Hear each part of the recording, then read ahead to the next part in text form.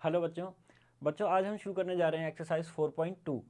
तो बच्चों, इससे पहले वाली एक्सरसाइज 4.1 में हमने सीख लिया था कि द्विघात समीकरण किसको बोलते हैं और द्विघात समीकरण को किस तरीके से बनाया जाता है। बच्चों, इस वाली एक्सरसाइज में हम सीखेंगे कि द्विघात समीकरण को किस तरीके से सॉल्व किया जाता है। बच्चों, आपको ये वाली बात याद रखनी है कि जो द्विघात समीकरण को सॉल्व करने पर जो एक्स की वैल्यू जो आएगी हमारे पास में, उसको हम मूल बोलते हैं और शून्य भी बोल देते हैं। ठीक है, तो चलिए शुरू करते हैं बच्चों।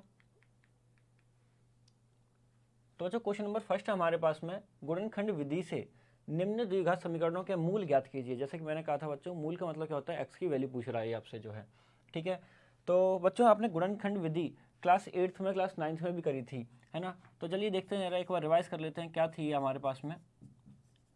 तो बच्चों आपको याद होगा, जो एक्स स्क्वायर का जो गुणांक होता था, जैसे कि यहाँ पर कितना है 1, तो उसका गुणा किया जाता था लास्ट वाली टर्म में। कितना आ जाएगा बच्चों, 10 आ गया आपके पास में। अब इस 10 को कुछ इस तरीके से हमें विभाजित करना होगा दो संख्याओं में कि उनका अगर मैं गुणा करूँ तो बच्चों मुझे 10 मिलना चाहिए। ठीक है, और उन्हें अगर मैं प्लस या माइनस करता हूँ तो मुझे कितना मिलना चाहिए बच्चों, 3 मिलना चाहिए। चलिए देख लेते हैं एक बार। तो बच्चों आपके पास में 5 और 2 मिल जाते हैं आपको, है ना। तो चलिए देखते हैं जरा यहाँ पर एक्स स्क्वायर, इसे मैं लिख दूंगा बच्चों क्या, -5x plus 2x minus 10 is equal to 0। ठीक है, आप देख सकते हैं यहाँ से कि माइनस का 5x ले रहा हूँ, प्लस का 2x ले रहा हूँ, तो कितना आ रहा है बच्चों यहाँ पर, माइनस का 3x आ रहा है। चलिए ठीक है, एक्स स्क्वायर, इसमें से बच्चों आप कुछ कॉमन ले लें। क्या कॉमन आ रहा है इसमें से, x कॉमन आ रहा है, अंदर बचेगा क्या बच्चों, x माइनस 5 बचेगा। अच्छा, इसमें से कुछ कॉमन आ रहा है क्या जी, 2 आ रहा है, अंदर क्या बचेगा बच्चों, x माइनस 5 बचेगा। ठीक है, यहाँ से क्या कॉमन आ रहा है पूरे में से बच्चों, तो यहाँ से x माइनस 5 कॉमन आ रहा है, अंदर क्या बचेगा बच्चों, x प्लस 2 बचेगा इज इक्वल टू 0। तो x माइनस 5 को आप 0 के इक्वल लिख दें और x प्लस 2 को आप 0 के इक्वल कर दें। तो यहाँ से बच्चों x की वैल्यू कितनी आ जाएगी आपके पास में, 5, और यहाँ से x की वैल्यू कितनी आ जाएगी आपके पास में, -2। ये क्या कहलाएंगे बच्चों, इसके मूल कहलाएंगे। ठीक है, चलिए आगे देखते हैं जरा उसे। आपके पास में दे रखा बच्चों क्या, 2x square plus x minus 6 is equal to 0। क्या करेंगे बच्चों, एक्स स्क्वायर का गुणांक क्या है यहाँ पर, 2 है, तो 2 का आपने गुणा करना है 6 के साथ में, कितना आएगा, 12। ठीक है, इस 12 के आपने गुणनखंड इस तरीके से करने हैं कि मैं अगर उन्हें आपस में मल्टीप्लाई करूँ तो 12 आ जाए, और प्लस या माइनस करूँ तो बच्चों 1 आना चाहिए। तो आप देख सकते हैं यहाँ पर, अगर मैं इसे देखिएगा बच्चों, आपके पास में 3 और 4 आपके पास में गुणनखंड बन चुके हैं। 2x स्क्वायर में से लिख सकता हूँ बच्चों 4x माइनस 3x। ठीक है, 2 और 4 और 3 थे ना, तो 4x minus 3x minus 6 is equal to 0। बच्चों कुछ कॉमन आ रहा है क्या, यस, 2x कॉमन आ रहा है, अंदर क्या बचेगा बच्चों, x प्लस में 2 बचेगा। यहाँ से कुछ कॉमन आ रहा है क्या बच्चों, -3 आ रहा है, x प्लस 2 को 0 के इक्वल लिख देंगे और 2x माइनस 3 को 0 के इक्वल लिख देंगे। यहाँ से बच्चों x की वैल्यू क्या है आपके पास में, -2, और यहाँ से x की वैल्यू कितनी आ गई बच्चों आपके पास में, 3/2। ठीक है बच्चों, चलिए नेक्स्ट क्वेश्चन करते हैं। इसमें बच्चों थर्ड पार्ट देखिए जरा, क्या दे रखा है आपको, √2x square plus 7x plus 5√2। बच्चों ध्यान से देखिएगा इस वाले क्वेश्चन को।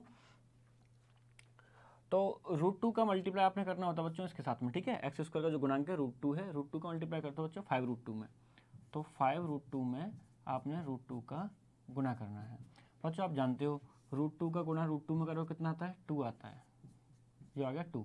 ठीक है, तो 5 × 2 कितना हो जाता है बच्चों, 10 हो जाता है। अच्छा ठीक है, अब आपने क्या करना है, इस 10 को इस तरीके से आपने बच्चों इसको विभाजित करना है कि गुना करूँ तो 10 आना चाहिए। ठीक है, और प्लस या माइनस करूँ तो 7 आना चाहिए। तो अच्छा आप देख सकते हो ध्यान से, 5 और 2, √2x स्क्वायर, मैं इसे लिख सकता हूँ बच्चों क्या यहाँ पर, 5x प्लस में 2x प्लस में 5√2।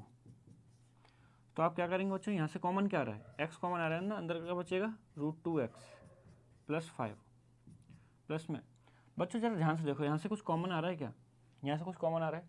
देखो एक काम कर लो आप, यहाँ पर जो है क्या, मैं यहाँ पर दिखा देता हूँ आपको, 2x प्लस में 5√2 है ना बच्चों, देखो रहा, इस 2 को क्या ले सकते हो आप, √2 × √2 लिख दो इसे, है ना, 5√2। अब मैं आपसे पूछूं क्या कॉमन आ रहा है, अब आप कह सकते हो कि हाँ जी √2 कॉमन आ रहा है। तो बच्चों जब आप √2 कॉमन लोगे ना, अंदर क्या बचता है, यहाँ पर बचेगा √2x प्लस में 5 बचेगा। ठीक है, तो √2 कॉमन आ रहा है, अंदर बचेगा क्या, √2x प्लस में 5 बचेगा। ठीक है, चलिए अब बच्चों क्या कॉमन आ रहा है इस पूरे में, तो आप बोल सकते हो √2x प्लस में 5 कॉमन आ रहा है, अंदर क्या बचेगा, x प्लस में √2 बचेगा। चलिए अब देखिए रहा है यहाँ पर बच्चों √2x plus 5 is equal to 0, x plus √2 is equal to 0।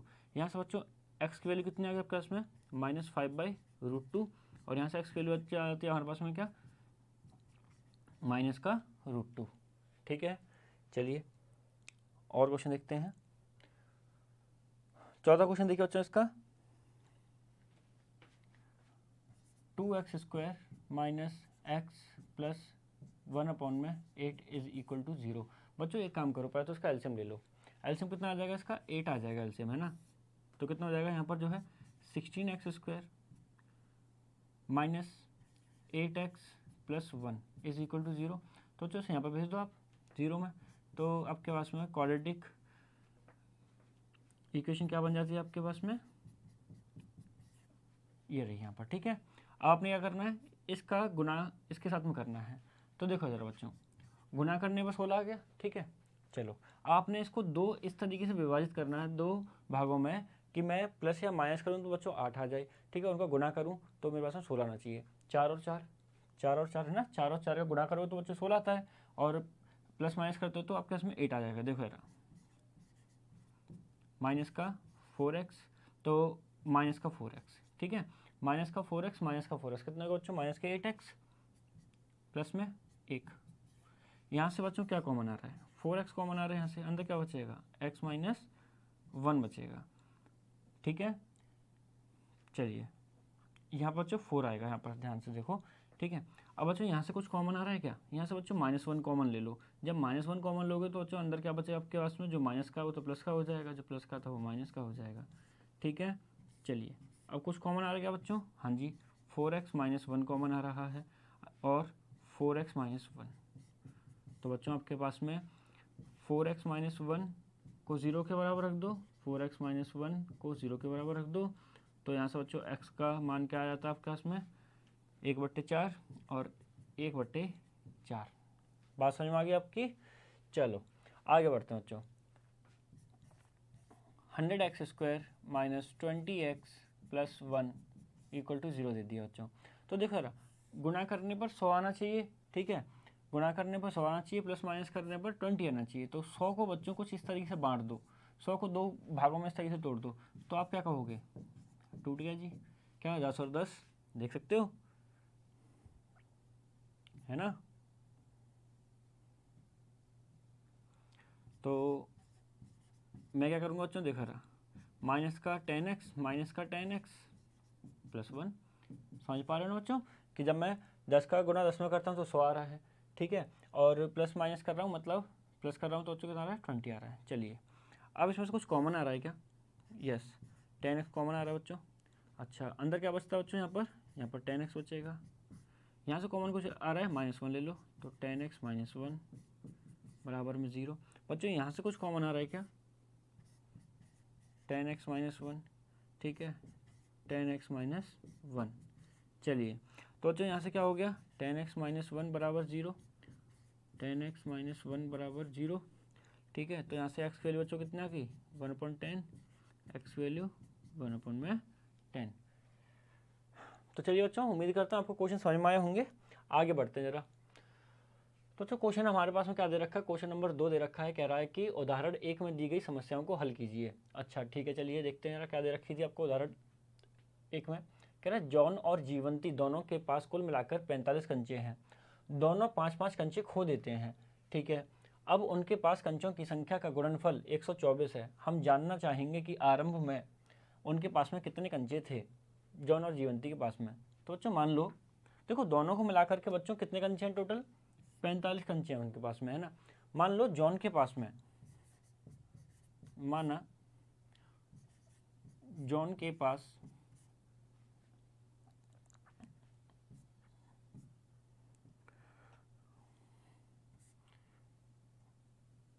माना जॉन के पास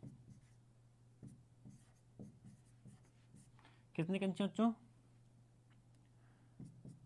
कंचों की संख्या x है, ठीक है। इसलिए जीवंती के पास में बच्चों कंचों की संख्या कितनी होगी, जीवंती के पास देखिए जरा कितने होंगे कंचों की संख्या, 45 माइनस एक्स, 45 माइनस एक्स। अरे भाई एक बात बताओ, तुम्हारे पास में और तुम्हारे दोस्त के पास में, ठीक है, दोनों के पास में मिलाकर 45 रुपये हैं। मैंने कहा तुम्हारे पास में 20 रुपये, तो उसके पास में कितने बचे, 45 माइनस 20, बात समझ में आ रही है। तो उसके पास में कितने बचे हुए होंगे आप, उसके पास में 25 रुपये।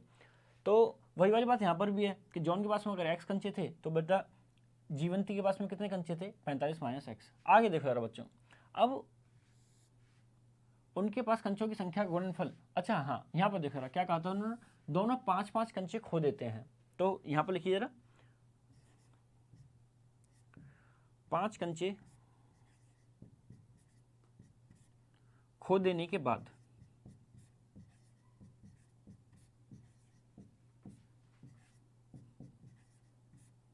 क्या होगा, जॉन के पास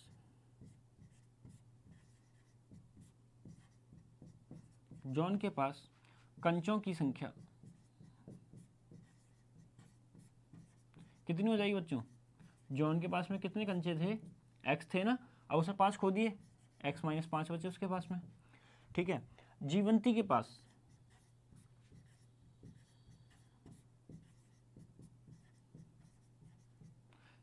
के पास कंचों की संख्या कितनी होगी बच्चों,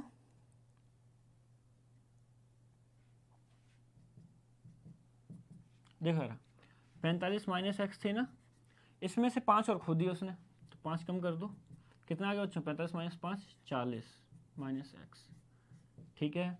चलिए अब क्या कह रहा है आगे, ये कह रहा है कि खोने के बाद में, अब लिख लो बच्चों यहाँ पर जरा, प्रश्नानुसार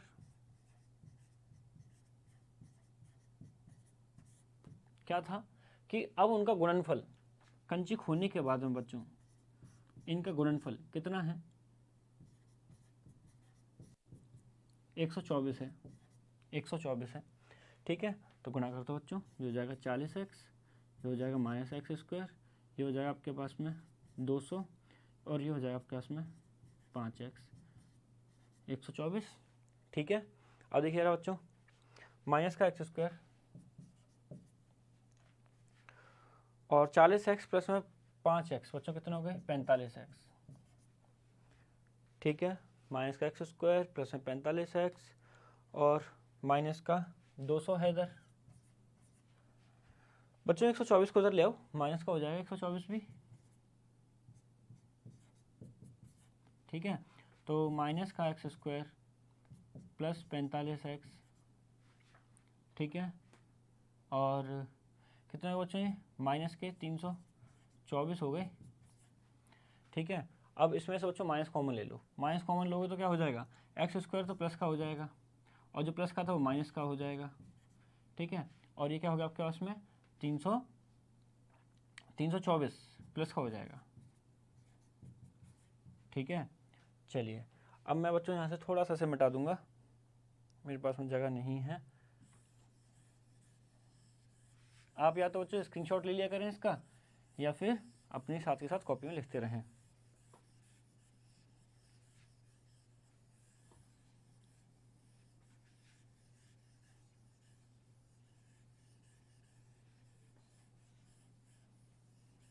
चलिए क्या दे रखा है आपको, अब मुझे बच्चों इसको सॉल्व करना है ना, मुझे x का मान निकालना है यहाँ से, 324 बराबर में 0। तो बच्चों क्या करोगे, मुझे 324 के इस तरीके से गुणनखंड करने हैं कि बच्चों मैं उनका गुणा करूँ तो 324 आए, और प्लस माइनस कर दो तो बच्चों मेरे पास में 45 आ जाए, ठीक है। चलिए करें, यहाँ पर करके देख लो, नहीं तो बच्चों डार्ट भी हो रहा है, ये हो रहा है बच्चों 36 और 9, चलिए माइनस का 36x माइनस के 9x, ठीक है, प्लस में 324, ठीक है। यहाँ से बच्चों कुछ कॉमन आ रहा है क्या, x कॉमन आ रहा है, अंदर क्या बचेगा x माइनस 36, ठीक है। यहाँ से कुछ कॉमन आ रहा है क्या बच्चों, 9 कॉमन आ रहा है, अंदर क्या बचेगा आपके पास में x माइनस 36 बराबर में 0। यहाँ से बच्चों क्या हो रहा है, x माइनस 36 कॉमन आ रहा है, अंदर क्या बचेगा x माइनस 9 बचेगा बराबर में 0। तो x माइनस 36 बराबर 0 और x माइनस 9 बराबर 0। तो यहाँ से बच्चों x की वैल्यू आ गई आपके पास में,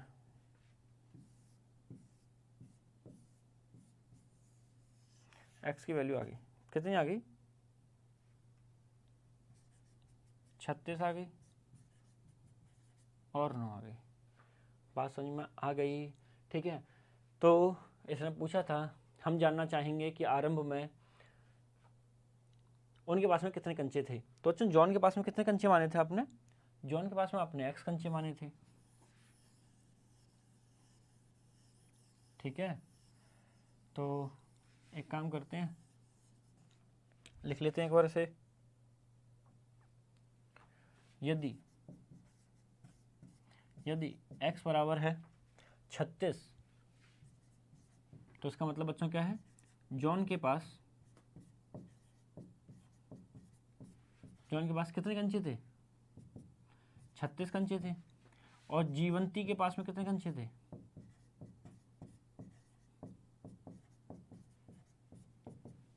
कितना बचता बच्चों, 9, है ना। अगर यदि x बराबर 9 ले लो तो बच्चों जॉन के पास में 9 कंचे हो जाएंगे, जीवंती के पास में 36 कंचे हो जाएंगे। चलिए बच्चों आगे बढ़ते हैं।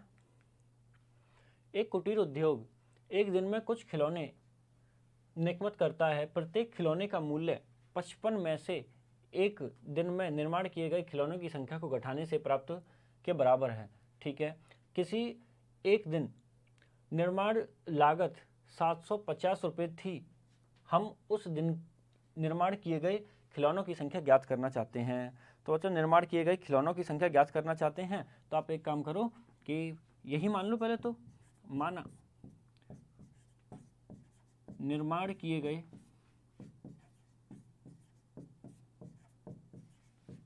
खिलौनों की संख्या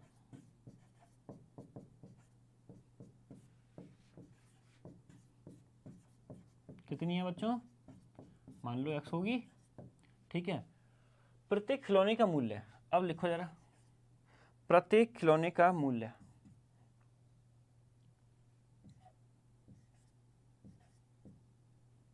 अरे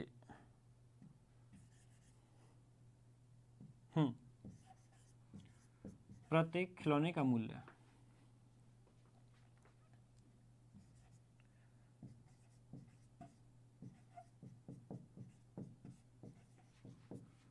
कितना हो जाएगा, प्रत्येक खिलौने का मूल्य बच्चों कह रहा है, देखो जरा, 55 में से एक दिन में निर्माण किए गए खिलौनों की संख्या को घटाने पर होगा। तो 55 में से एक दिन में निर्माण किए गए खिलौनों की संख्या कितनी बच्चों, x है, ठीक है। तो ये आपके पास में आया क्या, एक खिलौने का मूल्य आ गया, ठीक है। अब ये क्या कह रहा है, यहाँ पर कह रहा है कि कुल निर्माण लागत कितनी है, 750 है। तो प्रश्नानुसार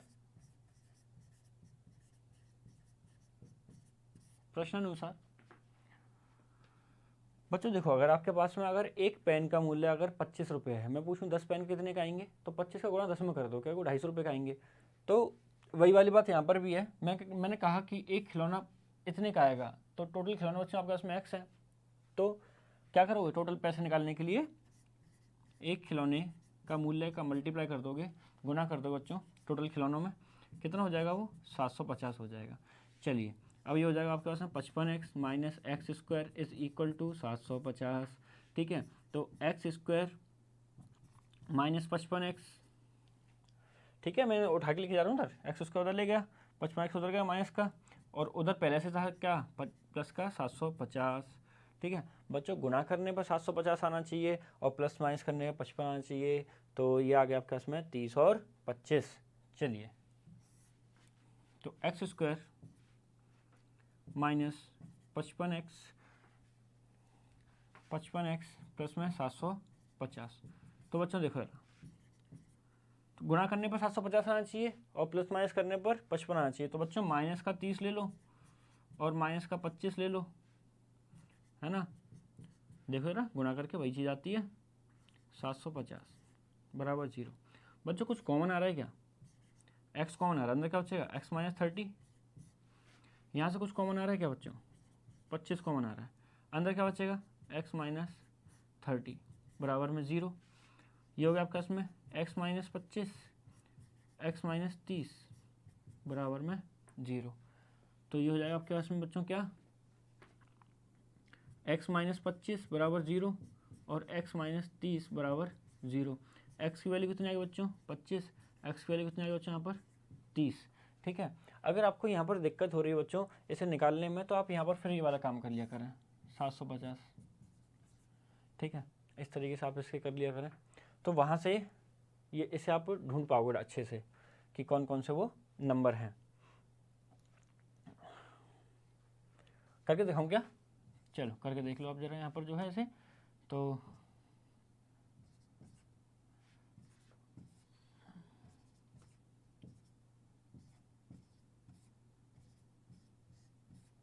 ठीक है, अब बच्चों आपको ना इसमें से गुणनखंड बनाने होते हैं कि आप जो है उनका गुणा करो तो कितना आना चाहिए आपके पास में, गुणा करने पर 750 आना चाहिए, प्लस माइनस करने पर आपको कितना मिलना चाहिए यहाँ पर 55 मिलना चाहिए था। ठीक है, तो देखो यार आपने यहाँ पर जोड़ना शुरू किया भैया कि 25 हो गया। ठीक है, आपने पहले 25 ले लो, फिर बाकियों को उठा के देख लो जरा यहाँ पर जो है, इनको मल्टीप्लाई कर दो बच्चों 30 आता है। अब आप देखो जरा जोड़ करके कि 25 को लूँ और फिर उसके बाद में बच्चों अगर मैं 30 को लूँ, है ना, 25 को लूँ और 30 को लूँ, दोनों जोड़ में 55 आता है क्या? हाँ आ रहा है। गुणा करूँ तो कितना आ रहा है बच्चों आपके इसमें 750 आ रहा है। चलो ठीक है, वही ले लेते हैं, तो वही वाला काम मैंने यहाँ पर किया। फिर उसके बाद में बच्चों आपके इसमें ना एक्स का मान आपके इसमें कितना है 25 आया है, एक्स का मान आपके इसमें 30 भी आया है। तो अब आपने क्या करना है, वही वाला काम जो हमने पहले वाले क्वेश्चन में किया था, इससे क्या करोगे, यदि x बराबर है कितना बच्चों 25। ठीक है, तो निर्माण किए गए खिलौनों की संख्या 25 हो जाएगी। ठीक है, और प्रत्येक खिलौने का मूल्य कितना हो जाएगा बच्चों,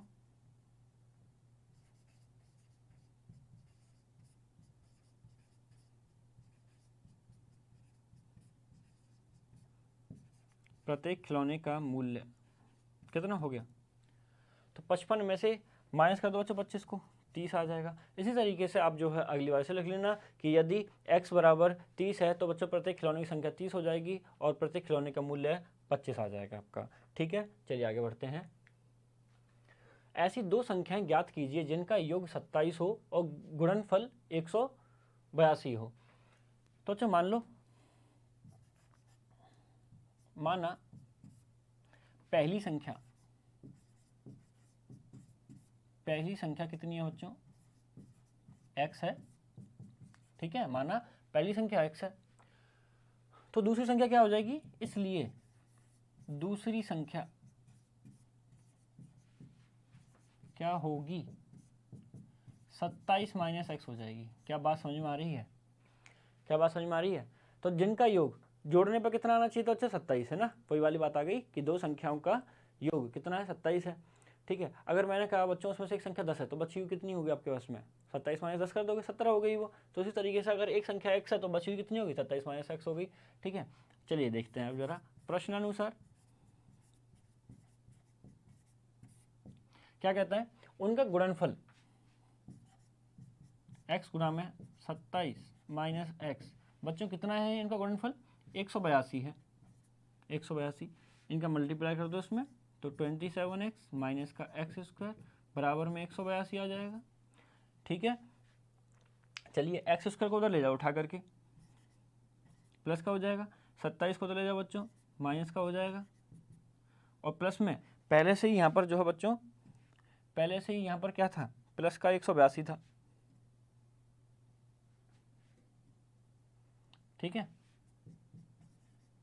नहीं बस समझ में, देखो दोबारा से, एक्स स्क्वायर उधर गया प्लस का हो गया, 27x उधर गया माइनस का हो गया, और पहले से प्लस का था यहाँ पर 182, इसलिए यहाँ पर लिख दिया। ठीक है, अब बच्चों मुझे क्या करना है कि 182 को कुछ इस तरीके से लिखना है कि गुणा करूँ, उसके दो गुणनखंड ऐसे आने, गुणा करूँ तो 182 आए और प्लस माइनस करने पर 27 आना चाहिए। ठीक है, तो देखो जरा यहाँ पर 182, तो चलिए आपके पास में आगे कितने, ठीक है, तो देखो यार आपके पास में 100 ले लो बच्चों 13, एक बचता है क्या 2 गुना में 7 यानी कि 14।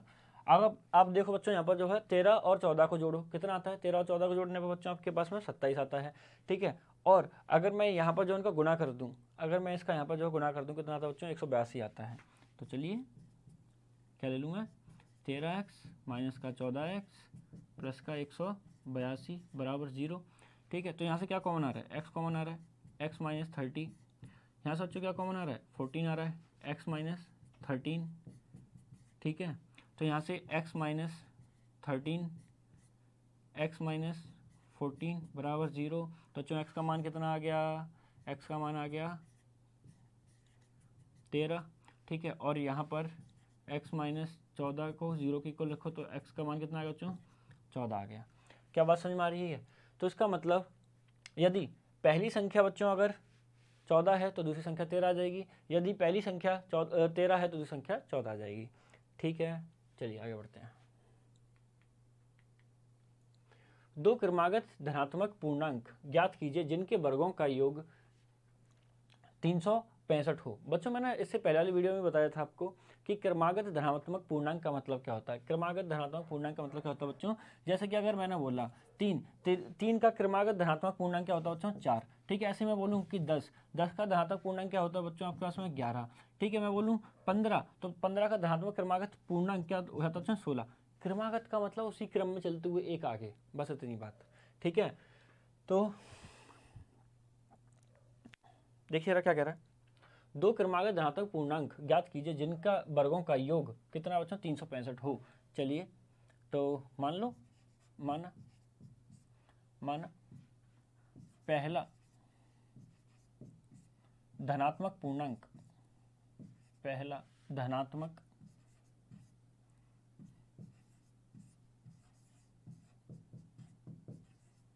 कितना है बच्चों? x है। पहला धनात्मक पूर्णांक क्या है? x है। इसलिए दूसरा क्रमागत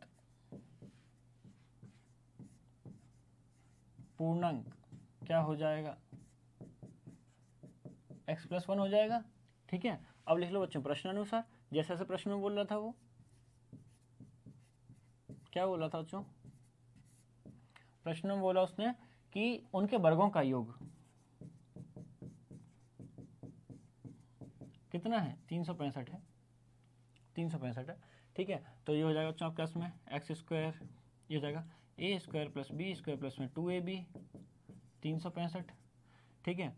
तो एक्स स्क्वायर प्लस में एक्स स्क्वायर बच्चों कितना हो गया? 2x स्क्वायर प्लस में 2x प्लस 1, ठीक है। देखिए 365 इधर ले आइए 0, तो यहाँ पर आपके पास में क्या हो गया? 0 है, 0। 2x स्क्वायर प्लस में 2x बच्चों ये हो गया 364। इसमें सोचो आप 2 को कॉमन ले सकते हो पूरी इक्वेशन में से, ठीक है। पूरे समीकरण में से आप 2 कॉमन ले लें, अंदर बचेगा क्या? एक्स स्क्वायर प्लस में x, ठीक है, माइनस का 182। आपने सोचा होगा कि भाई 2 कॉमन ले लिया तो वो कहाँ गया? 2 को बच्चों 0 में भेज दो, 2 को 0 में भेज दो, ठीक है। मतलब ऐसे डिवाइड में भेज दो ऐसे जो है, तो क्या मिलेगा आपको? X square plus x minus 182 बराबर में 0। तो ठीक है, अब बच्चों इसको सॉल्व कर लेंगे। ये बिल्कुल पहले वाला, जस्ट इससे पहले वाला जो क्वेश्चन किया था ना बच्चों, बिल्कुल वही वाली चीज़ बन गई। ये तो एक्स स्क्वायर प्लस में एक्स माइनस 182 बराबर में 0। तो बच्चों क्या करोगे? 14 और 13 बन रहे हैं बच्चों इसके भी, है ना। तो 14x माइनस 13x माइनस 182 बराबर में 0। तो यहाँ से बच्चों x कॉमन ले लो, अंदर बचेगा x प्लस में 14। यहाँ से बच्चों 13 कॉमन ले लो, अंदर बचेगा x प्लस में 14, ठीक है। तो x प्लस 14 x माइनस 13 बराबर में 0। तो x प्लस 14 बराबर 0, x माइनस 13 बराबर 0। तो बच्चों x की वैल्यू कितनी आ गई? -14। x की वैल्यू कितनी आ गई बच्चों यहाँ पर आपके पास में? 13, ठीक है। लेकिन इसने कहा था आपसे कि धनात्मक पूर्णांक होना चाहिए बच्चों, धनात्मक पूर्णांक होना चाहिए। इसका मतलब तो माइनस का तो होगा नहीं वो। इसका मतलब बच्चों पहला आपके पास में पूर्णांक कितना आ गया? 13, तो दूसरा कितना आ जाएगा आपके पास में? 14, ठीक है। यहाँ पर आप इसका मान रख दीजिएगा 13, दूसरा आ जाएगा क्या? 14। चलिए आगे बढ़े। तो चलिए बच्चों नेक्स्ट क्वेश्चन करते हैं। एक समकोण त्रिभुज की ऊंचाई उसके आधार से 7 सेंटीमीटर कम है। तो सबसे पहले बच्चों आप यहाँ पर जो है एक समकोण त्रिभुज बना लें।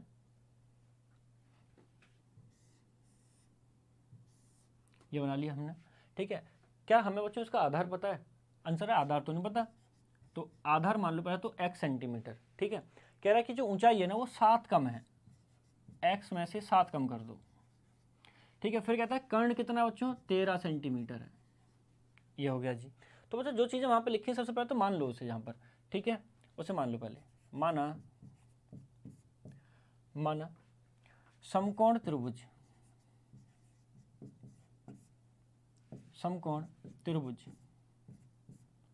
का आधार कितना है बच्चों?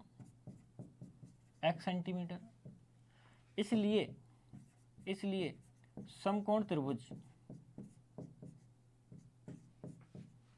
की ऊंचाई कितनी हो जाएगी?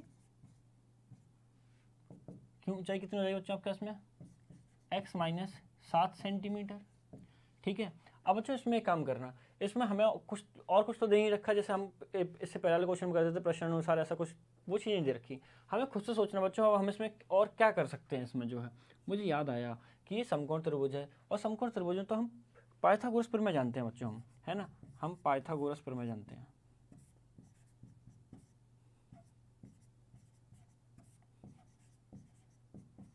पाइथागोरस प्रमेय क्या होती है बच्चों? कर्ण का स्क्वायर बराबर होता है क्या बच्चों? आधार का स्क्वायर प्लस में लंब का स्क्वायर। कर्ण कितना बच्चों? 13, आधार कितना है? x, लंब कितना बच्चों? x माइनस 7, ये हो जाएगा 169, ये हो जाएगा x स्क्वायर, ये हो जाएगा बच्चों क्या? a square plus b square minus 2ab यानी 14x, ठीक है। चलिए 169, ये हो जाएगा बच्चों आपके इसमें x square plus x square 2x square minus का 14x प्लस का 49। तो बच्चों 169 को उधर भेज दो, तो 2x square minus 14x plus 49, इसे उधर भेजो बच्चों तो माइनस का हो जाएगा 169 बराबर में 0। तो 2x square minus 14x minus का 120 आ जाएगा बच्चों। यहाँ से कुछ कॉमन आ रहा है क्या? अगर कॉमन आता तो ठीक है, तो नहीं, कोई बात ही नहीं है। हाँ जी आ रहा है बच्चों, 2 कॉमन आ रहा है ना, तो x स्क्वायर माइनस का 7x माइनस का 60, तो बच्चों 2 को डिवाइड में भेज दोगे आप, तो आपके पास में जो द्विघात समीकरण बना वही आ गया। अब बच्चों हमें जो है इसमें से x का मान निकालना है, तो मैं इसे जो है यहाँ सॉल्व कर लेता हूँ। X square minus 7x minus 60 बराबर 0। बच्चों मुझे क्या करना है, इस 60 के 2 गुणनखंड ऐसे करने हैं कि मैं प्लस या माइनस करूँ तो बच्चों 7 आ जाए, है, ठीक है, और उनका जो है आपस में मल्टीप्लाई कर दूँ तो 60 आना चाहिए, 60 आना चाहिए। तो बच्चों 12 और 5 बन रहा है ना, तो देखो रहा 12 में से 12x, ठीक है, प्लस का 5x माइनस का 60 बराबर 0। तो देख सकते हो आप, माइनस का 12x प्लस का 5x बच्चों कितने हो गए? माइनस के 7x हो गए। कुछ कॉमन आ रहा है क्या? हाँ जी कॉमन तो आ रहा है, क्या आ रहा है? x आ रहा है, तो x माइनस 12, ठीक है। कुछ कॉमन आ रहा है क्या बच्चों? यहाँ से 5 आ रहा है, अंदर क्या बचेगा? x माइनस 12 बराबर में 0, ठीक है जी। तो x माइनस 12 तो और x प्लस में 5 बराबर 0, तो जो x माइनस 12 बराबर 0 कर दो, x प्लस 5 बराबर में 0, तो x का मान कितना आ गया बच्चों? 12, और x का मान यहाँ से आ जाता है कितना? माइनस का 5, ठीक है। तो बच्चों देखो रहा, लंबाई चौड़ाई कभी भी बच्चों माइनस में तो होती नहीं है, ठीक है। इसका मतलब आधार कितना आ गया बच्चों आपके पास में? आधार आ गया है 12, ठीक है, और लंबाई इसकी कितनी आ गई? 12 माइनस 7 यानी कि 5, ठीक है। चलिए नेक्स्ट क्वेश्चन पर बढ़ते हैं बच्चों। कह रहा है एक कुटीर उद्योग एक दिन में कुछ बर्तनों का निर्माण करता है।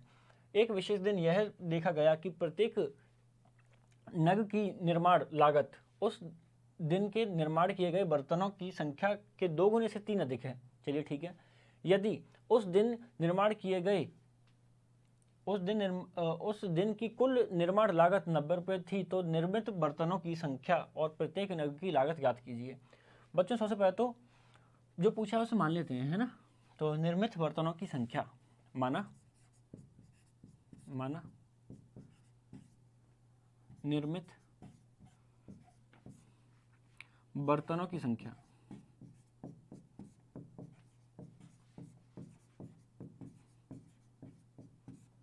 कितनी है बच्चों, x, ठीक है।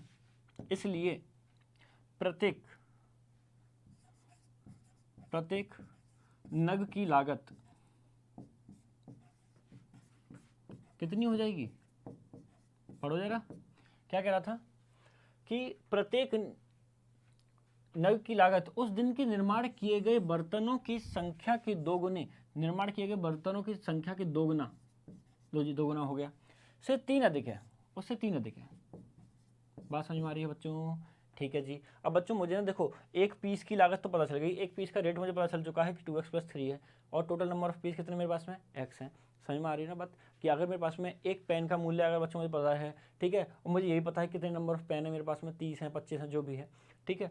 तो अगर मैं आपसे कहूँ कि एक पेन मेरे पास में 10 रुपये का है, बता दो बेटा 25 पेन कितने का है, तो क्या करोगे 10 का 25 से मल्टीप्लाई कर देना आप।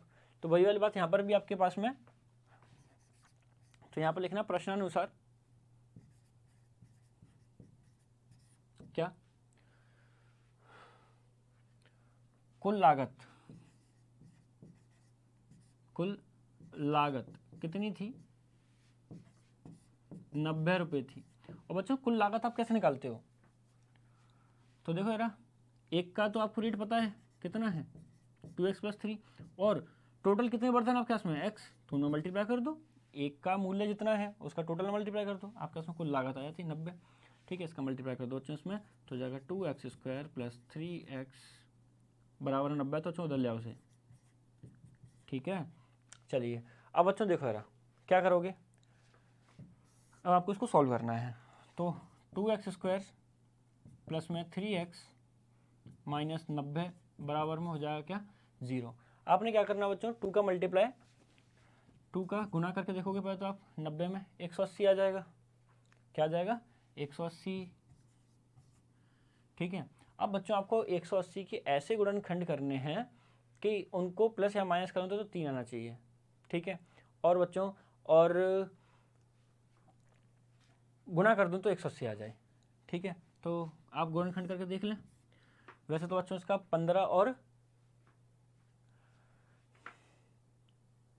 गुणनखंड करने पर, अच्छा ठीक है, देखो जरा एक बार करके देखते हैं, एक बार यहाँ पर कितना हो जाएगा ये 90, ठीक है। ये हो जाएगा आपका इसमें कितना बच्चों 45, ये हो जाएगा 5 9, ठीक है, और ये हो जाएगा कितना 3 3 1, चलो ये हो गया आपके पास में। तो बच्चों ये हो जाता है आपके पास में कितना, देखो जरा यहाँ पर 2 × 2 4, 4 पंजे 20, ठीक है, और 9, क्या 20 और 9 बन रहा है, अरे नहीं बन रहा, नहीं बन रहा भैया, ठीक है। चलो देखो बच्चों और क्या बनता है यहाँ पर, देखो ध्यान से देखो, 5 × 3 15 बन रहा है बच्चों, ठीक है, और 4 × 3 12, 15 और 12 बन रहा है बच्चों यहाँ पर, है ना, 15 और 12। अगर मैं 15 में से 12 को माइनस कर दूँ बच्चों कितना आता है, 15 में से 12 को माइनस कर दूँ 3 आता है मेरे पास में, ठीक है। और बच्चों अगर मैं 15 का गुना 12 में कर दूँ तो कितना आता है 180 आता है ना। चलिए 2x² यहाँ पर लिख दो 15x माइनस 12x माइनस का 90 बराबर 0, ठीक है। कुछ कॉमन आ रहा है इसमें से, कुछ कॉमन आ रहा है, x आ रहा है, तो अंदर बचेगा 2x प्लस में 15, ठीक है। चलिए